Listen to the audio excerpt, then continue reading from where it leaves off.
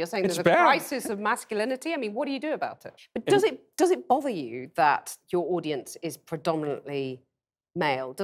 Isn't that a bit divisive?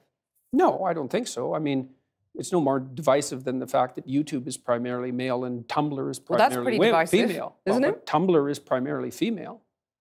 But you're just saying that's the way it is. Well, I'm not saying anything. It's just an observation that that's the way it is. So if you want women domination, want to dominate, is that what you're saying? But what gives you the right to say that? I mean, maybe that's how women want their relationships, those women. I mean, you're making these vast generalizations. Right, so you're saying you've done your research, but I mean, that 9% pay gap, that's a gap between... Make him stop! Make him stop! No, butt's never good.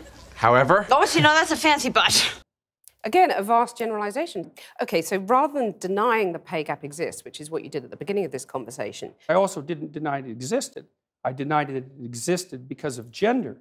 But you're saying... But... Teaching them celebrate how to negotiate. that? Of course. And you're saying... But you're saying that... No, I'm not saying that. Is gender equality a myth, in your view? Is that something that's just never going to happen? It depends on what you mean by equality. People are treated pretty fairly in Western culture already, but we can. But they're really not, though, are they? So you're saying women are just more sensible. Fair. Is gender equality a myth? I don't know what you mean by the question. Men and women aren't the same, and they won't be the same. That doesn't mean they can't be treated fairly. What do you mean by that?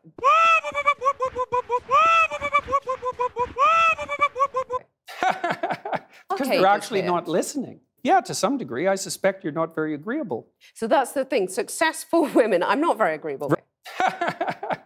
You got in trouble for refusing to call trans men and women by their preferred personal pronouns. No, that's not actually true. I got in trouble because I said I would not follow the compelled speech dictates of the federal and provincial government. I actually never got in trouble for not calling anyone anything. Why should your right to freedom of speech trump a trans person's right not to be offended?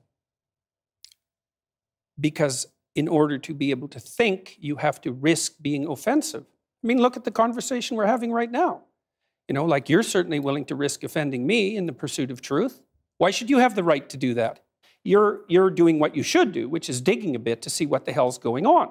So and that is what you should do. But you're exercising your freedom of speech to certainly risk offending me. And that's fine. I think more power to you as far as I'm concerned. So you haven't sat there and...